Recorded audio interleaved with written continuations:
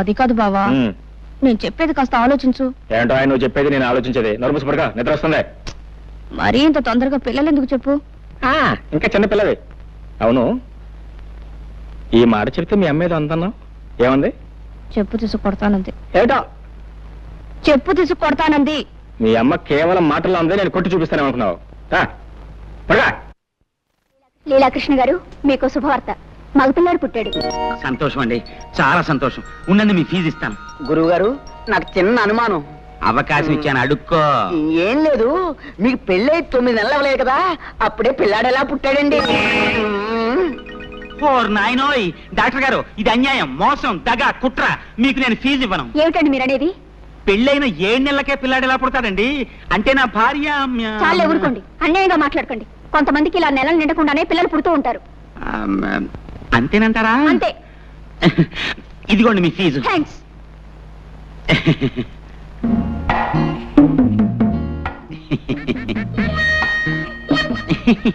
చీ చీ చీ చీ చీ. ముక్కు నాదే, మూతి నాదే, కళ్ళు నాదే. భలేవారేనండి మీరు. అబ్బాయి అచ్చం మీ పోలికే. నా పోలికి రాతే ఇంకెవడి పోలికి వస్తుంది? చెప్పు తీసుకొడతాను.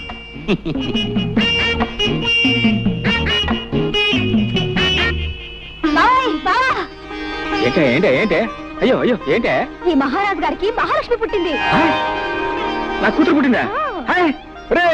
ఇదిగో ఈ 100 రూపాయలు తీసుకుని మీ ఇష్టం వచ్చిన సరదాలు ఏమైనా చేసుకోండి.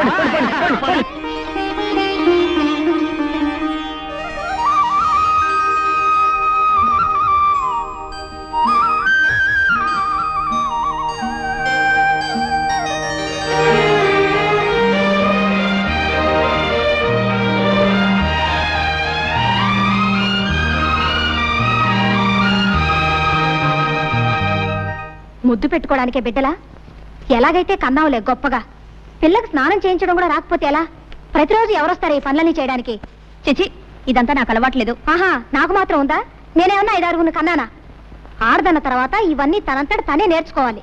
బావా, ఓ పంచే, పిల్లకు నీళ్లు పోయడం, పాలు పట్టడం ఇవన్నీ నువ్వు నేర్చుకో. ఇదేదో పెద్ద పని అయినట్టు. ఇంతలా పెళ్ళానికి సేవ చేయడం నేర్చుకున్నవాడిని బిడ్డకు నీళ్లు పోస్తే ఇద్దరు పుస్తలేనా? నువ్వు రాకపోతే ఎవరు చేసేవారు? నేనే కదా మీ అక్క చేస్తా.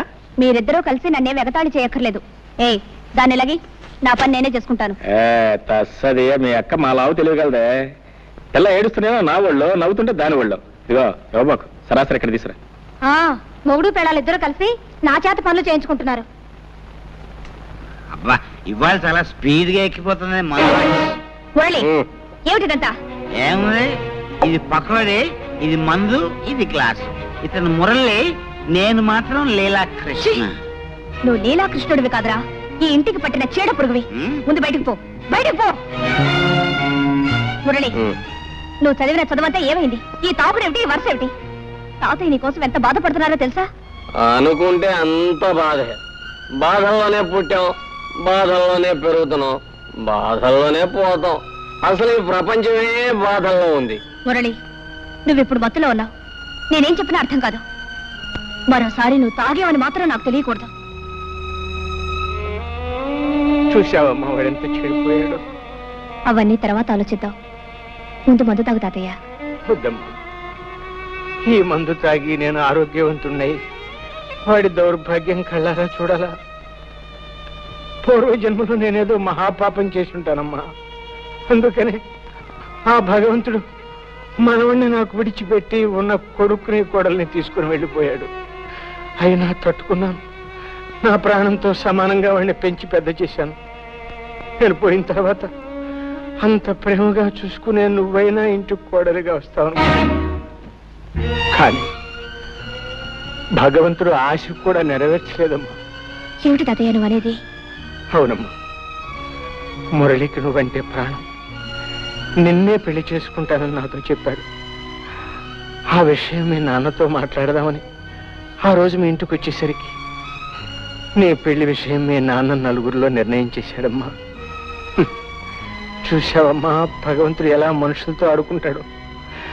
మనం కోరుకున్నది దక్కనివ్వడు, దక్కింది దొరకనివ్వడు. నేను ఆ రోజు 4 అడుగులు చురుగ్గా వేసి ఉంటే నువ్వు ఇంటి కోడలివై ఉండేదానివి. వాడు నిన్ను మర్చిపోను లేక మరొక పెళ్లి చేసుకోను లేక కుమిలిపోతున్నాడు. తాగుడుకు బానిసయి వాడి ఆరోగ్యం సర్వనాశనం చేసుకుంటున్నాడు. వాడిని ఆ స్థితిలో చూస్తూ నేను ఎలా బ్రతకగలనమ్మా? తాతయ్య ఊరుకో. అమ్మా జానకి, నువ్వు నాకు ఒక మాట ఇవ్వమ్మా. ఏమిటి తాతయ్య? నేను పోయిన తర్వాత వాడిని జాగ్రత్తగా చూసుకుంటానని, వాడి బ్రతుకు బండల కాకుండా మనిషిని చేసి ఒక దారిలో పెడతానని నాకు మాట ఇవ్వమ్మా. అలాగే తాతయ్య. జానకి,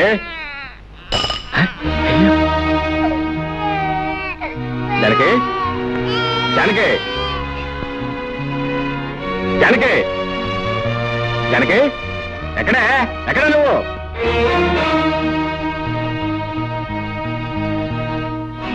ఎక్కడికి వెళ్ళావు? తాతయ్య గారింటికి వెళ్ళాను. ఈ శనిగ్రహం అప్పుడే లేచిపోయిందా? ఎవరు శనిగ్రహం? ఎవరు శనిగ్రహం? పసిబిడ్డను ఇంట్లో ఒంటరిగా వదిలిపెట్టి పెత్తనాలకు వెళ్ళిన చాలక ఇంకా శనిగ్రహం అంటున్నావా? శనిగ్రహం అని. నేను వెళ్ళేటప్పటికి నిద్రపోతుంది. అవును, నువ్వు వెళ్ళేటప్పుడు నిద్రపోతుందని నువ్వు ఇంటికి వచ్చే వరకు నిద్రపోతూనే ఉంటుంది అనుకున్నావా? నేను రావటం కొంచెం ఆలస్యం ఏమైతే తెలుసా? ఉయ్యాలంచి కింద పడేది. ఉయ్యాల నుంచి కాకపోతే మేడ నుంచి పడ్డానికి మనకి మేడలు లేవుగా. తప్పు చేసిన కాకుండా ఏమిటా పెడసరుపు సమాధానం? తాతయ్య కొంట్లో బాలేదు. అవన్నీ సర్దుకొని వచ్చేసరికి ఆలస్యమైంది. తాతయ్య తాతయ్య మాట్లాడితే తాతయ్య కూడా దొరికాడు. ఇదిగో, నీ తాతయ్య చాలా డబ్బున్నాడు. నువ్వు వెళ్ళినా వెళ్ళకపోయినా ఆయన చూసుకోవడానికి 10 మంది నౌకర్లు ఉన్నారు. నువ్వు ఆయన గురించి ప్రత్యేకంగా ఏం తాపత్రపడాల్సిన అవసరం లేదు. ఇదిగో చెప్తున్నాను, నువ్వు మళ్ళీ ఆ ఇంట్లో అడుగు పెట్టడానికి వీల్లేదు. ఎందుకు వెళ్ళలేదు? వీల్లేదంతే. వెళ్తే ఏం చేస్తావు? పళ్ళు రాలగొడతాను.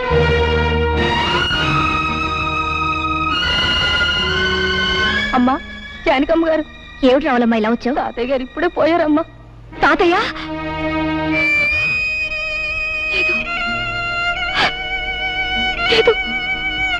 ఏంటి, తాతయ్య గారు పోయారు? అవును బాబు. ఎప్పుడు?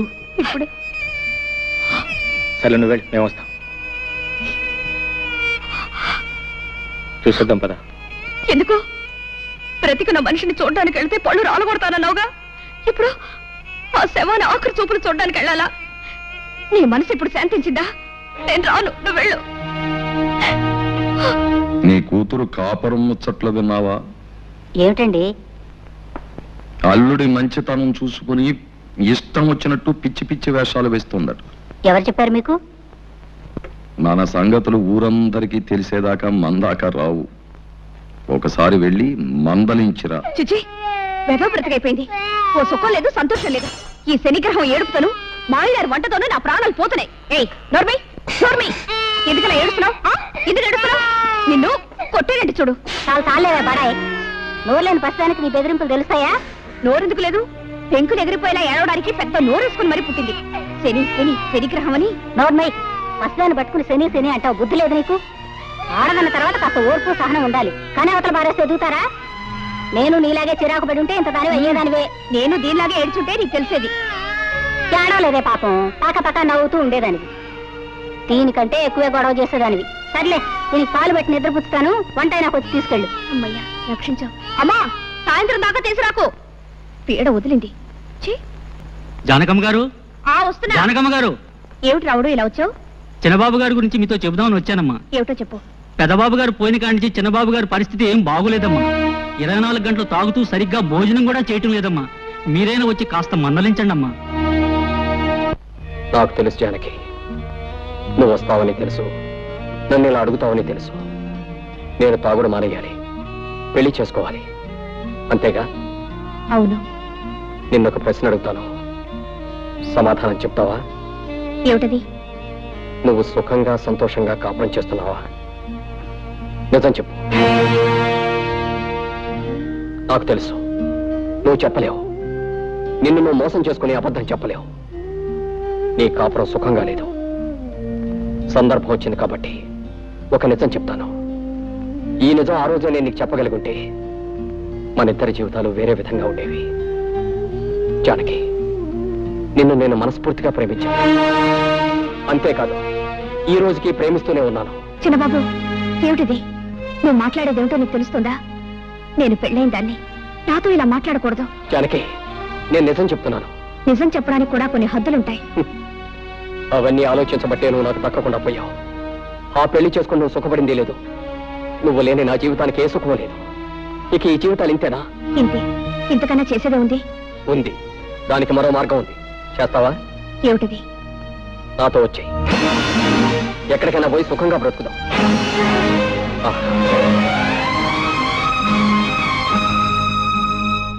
బాగా ఆలోచించు. దీనికి ధైర్యం కావాలి. సాంప్రదాయాలు చట్టుబండ్లు అంటూ ఆలోచిస్తే ఈ ముడి విడదు.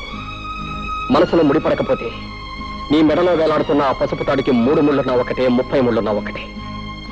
ఇష్టం లేని కాపురం చేస్తూ నీకు నువ్వు అన్యాయం చేసుకుంటూ నీ భర్తకు కూడా అన్యాయం చేయకు. నీ కోసం అనుక్షణం తప్పిస్తున్న నాకు న్యాయం చేయి. బాగా ఆలోచించుకొని ఓ నిర్ణయం తీసుకో. నన్ను తాగొద్దని కదా నువ్వు అన్నావు. తాగను. ఎప్పటి వరకు తెలుసా? ఈ రోజు రాత్రి 12 గంటల వరకు నీ కోసం ఊరు బయట తోట దగ్గర వెయిట్ చేస్తూ ఉంటాను. నువ్వు వస్తే ఇది నాకు శాశ్వతంగా దూరం అవుతుంది. రాకపోతే దీనికి నేను శాశ్వతంగా సొంతం అయిపోతాను. వెళ్ళు. బాగా ఆలోచించుకొని నిర్ణయించుకో.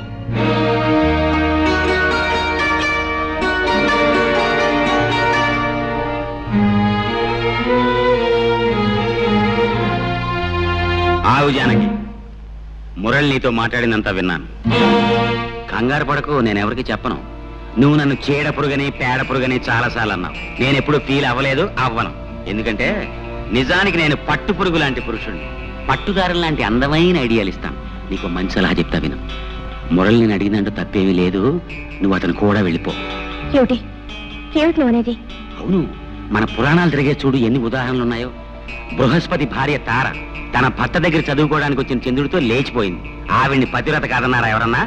రాముడు కాలు తగిలి మళ్ళీ మనిషి అయిపోయిన అహల్య కథ మనందరికీ తెలుసు. ఆవిడ్ని పతివ్రత కాదన్నారా ఎవరన్నా? 5గురు భర్తల్ని చూపెట్టిన ద్రౌపదిని నువ్వు పతివ్రత కాదు అంటానికి ఈ దేశంలో దమ్ముందా ఎవరికన్నా? అంచేత మురళి అడిగిందంటూ తప్పేమీ లేదు. నువ్వు అతను కూడా వెళ్ళిపో. వ్యవసాయం చేసే మొగుడు, ఎప్పుడు ఏడ్చే పిల్ల, ఇదంతా ఓ పేడకల్లా మర్చిపో. ఈ బంధాలన్నీ తెంచుకుని స్వేచ్ఛగా ఎగిరిపో.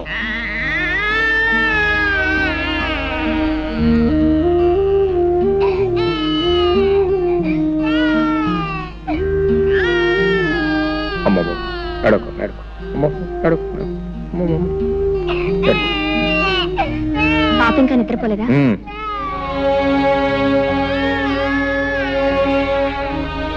నువ్వు ఫోన్ చేసావా? నా భోజన సంగతి నీకెందుకు? నువ్వు వెళ్ళి ఫోన్ చేయి. నాకు ఆకలిగా లేదు. నీ ఇష్టం.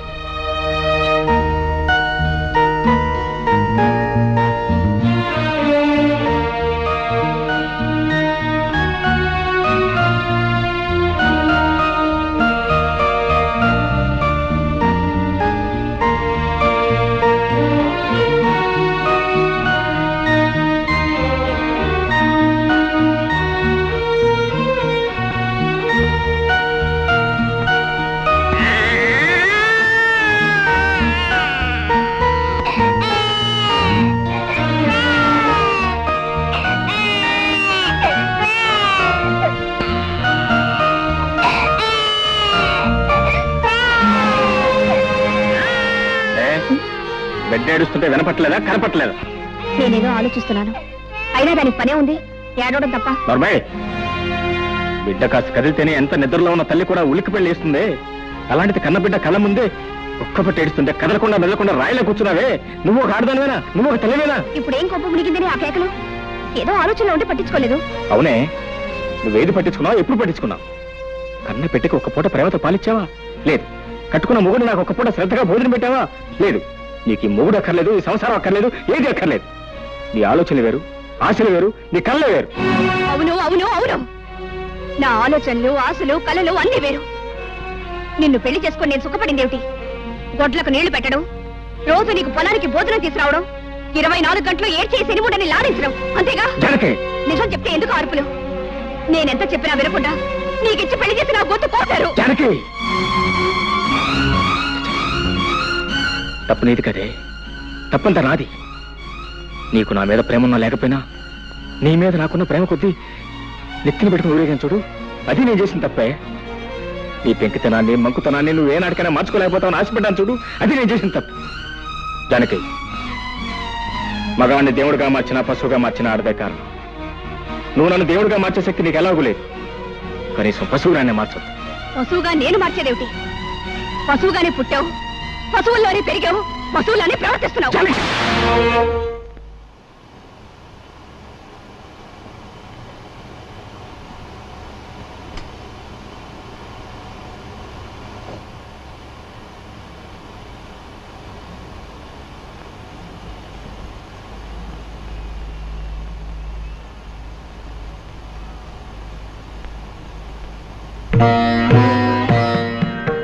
మనసులో ముడిపడకపోయిన తర్వాత నీ మెళ్ళో వేలాడుతున్న పసుపు తాడుకు 3 ముళ్ళున్నా ఒకటే, 30 ముళ్ళున్నా ఒకటే.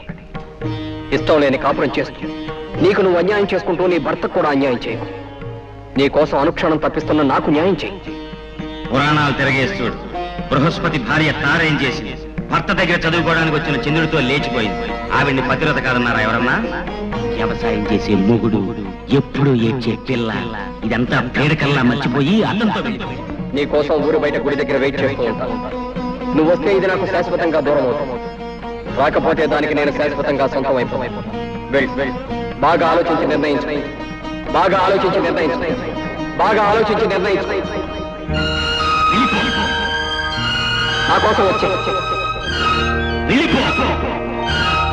నా కోసం వచ్చే, నా కోసం వచ్చేయి.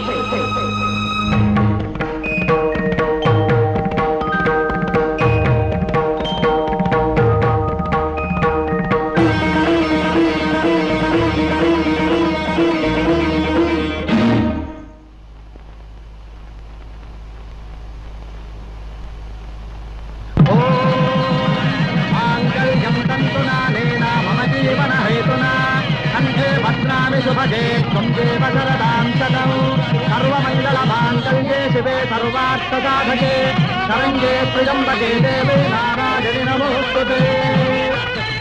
ఓం వైశ్వానరాయ విద్మహే లాలీలాయ ధీమహి తన్నో అగ్నిః ప్రచోదయాత్. స్వస్తి శ్రద్ధాం మేధాం యశః ప్రజ్ఞాం విద్యాం బుద్ధిం శ్రియం బలం ఆయుష్యం తేజారోగ్యం.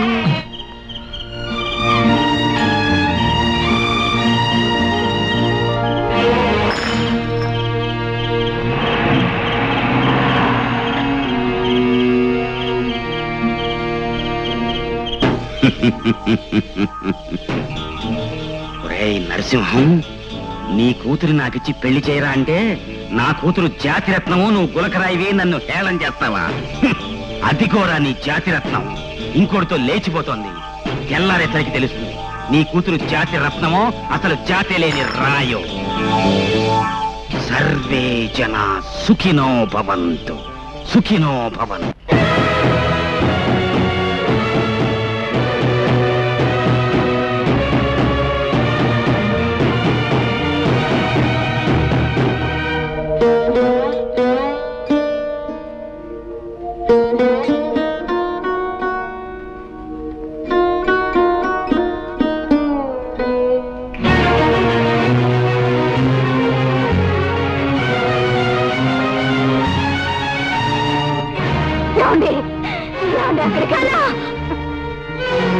తులసివనం లాంటి మన వంశంలో పుట్టిన ఆ గంజాయి మొక్క నరికేసే వరకు నాకు మనశ్శాంతి ఉండదు.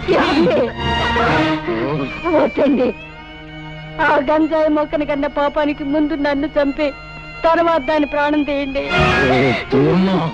చంపండి, చంపండి.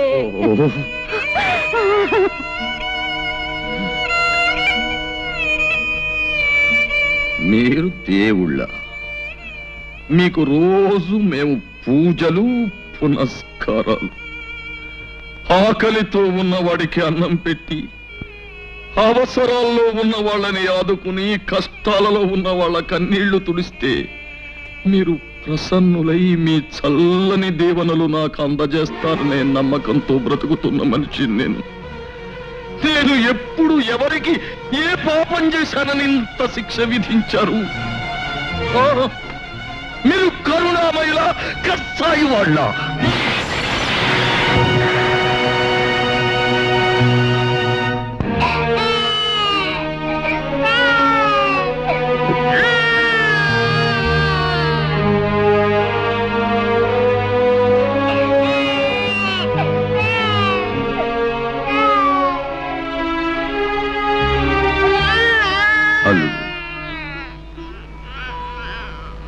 అలా నిన్ను పిలిచే అర్హత నాకు లేదేమో.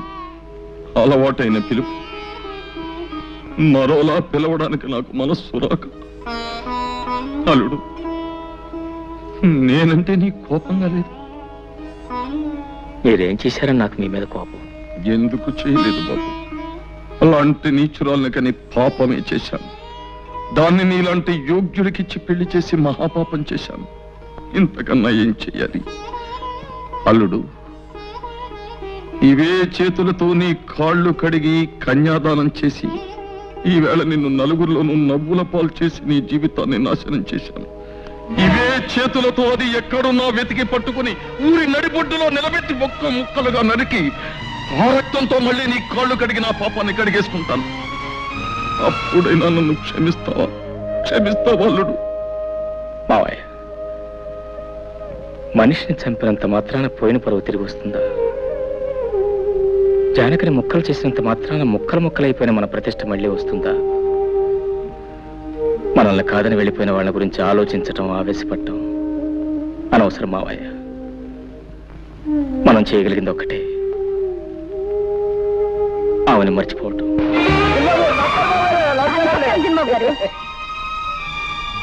రండి బాబు, కులాసేనా? చిన్నబాబు గారు, అమ్మాయి గారు మాకు తెలియకుండా పెళ్లి ఇప్పుడు చేసుకున్నా చిన్నబాబు. ఇంట్లోకి రాకుండానే ఏమిటా ప్రశ్నలు? ముందు సామాన్లు తీసుకెళ్ళి లోపల పెట్టు. బాబు అమ్మగారిని మేడ మీద గదిలోకి తీసుకెళ్ళి ఏం కావాలో దగ్గర ఉంచు. అట్టగే బాబు. వెళ్ళి జానకి. రండమ్మా రండి. ఇదేనమ్మా మీ గది, రండి. వస్తాను, అవసరమైతే కేకేయండి. నా పేరు రావులమ్మ. అమ్మా, మీరేమనుకోకపోతే ఓ మాట అడుగుతాను. మీరు నర్సరీ గారి కూతురు జానకమ్మ కదూ? ఎప్పుడో చూశాను, సరిగా గుర్తుకు రావట్లేదు. వస్తాను. ఆ మధ్య మీకు పెళ్ళయిందన్నారు, ఇప్పుడు ఇలాగా? అయినా నాకెందుకులే అమ్మా, ఏదో మాట వరుసుకున్నాను. వస్తాను.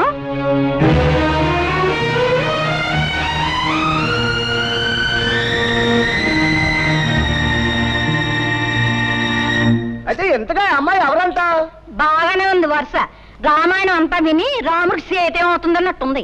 అది కాదే, నరసింహయ్య గారు పెద్దమ్మాయి అంటున్నా, అరే మేనల్లుడికి ఇచ్చి పెళ్లి చేశారంటున్నా, పిల్ల కూడా పుట్టిందంటున్నా. మరి చిన్నబాబు గారు కూడా వచ్చేయడం ఏంటే? ఎందుకలా వచ్చేసింది? ఎందుకు వచ్చేయడం ఏంటి? పరాయి మగాడితో పెళ్ళైనాడది ఎందుకు వచ్చేస్తుంది? పళ్ళు కొవ్వెక్కి చిన్నబాబు గారితో లేచొచ్చేసింది.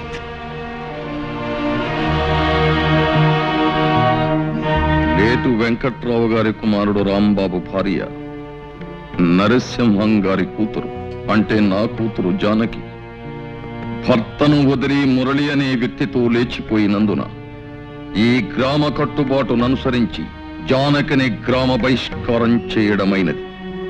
ఇక ముందు ఎప్పుడు గాని ఎవరు గాని జానకిని గ్రామ సరిహద్దులలోకి ప్రవేశించనీయరాదు.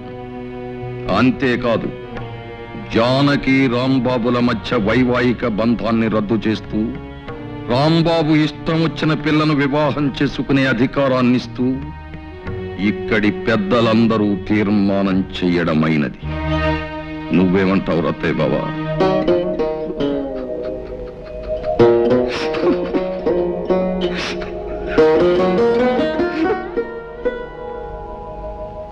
గురుగారు, నాకు చిన్న అనుమానం. అవకాశం ఇచ్చాను, అడుక్కో. జాతిరత్నం అంటే ఏమిటి గురుగారు? జాతిరత్నం అంటే కట్టుకున్న మొగుణ్ణి వదిలేసి పరాయి మొగాడితో లేచిపోయే కుల స్త్రీ. ఆవేశానికి ఇది సమయం కాదు. నా మాట పెట్టు.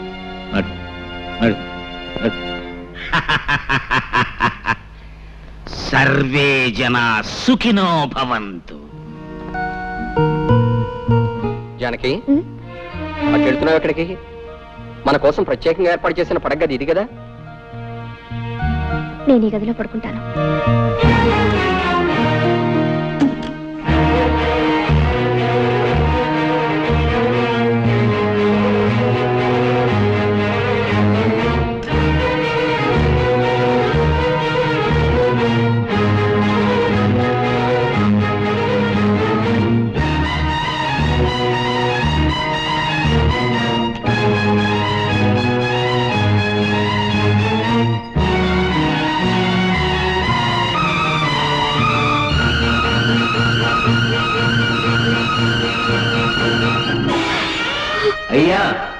పసుపుతాడంటే ఓ మగాడు తన పరువుని ప్రతిష్టని గౌరవాన్ని పసుపుతాడుగా మెడలో వేస్తున్నాను.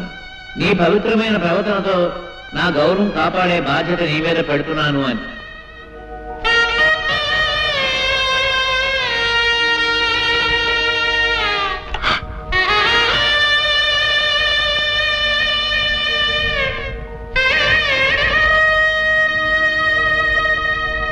యజమానస్య కుమార్యాః పైడిపాలగోత్రాయాః జానకమ్మదాయాః. సింహం, ఏమిట్రా ఇదంతా? నీకేమైనా పిచ్చి పట్టిందా? పదరా పోదాం. అంతలు నాకు కాదురా పిచ్చి, మీ అందరికీ పిచ్చి పట్టిందిరా. నా కూతురు నేటితో చచ్చిందంతో సమానం. కన్న తండ్రిగా నేను తర్పణాలు వదులుతున్నాను అంటే నాకు పిచ్చి అంటారేమిటి? పంతుళ్ళు చదవండి మంత్రాలు.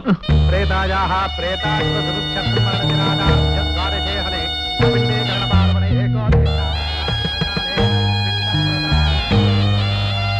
పిండస్యోపరి శిరోదకన్నమః. కాయేన వాచా మనసేంద్రియైర్వా బుద్ధ్యాత్మనా వా ప్రకృతే స్వభావాత్ కరోమి యజ్జత్ సకలం పరస్మై శ్రీమన్నారాయణాయేతి సమర్పయామి.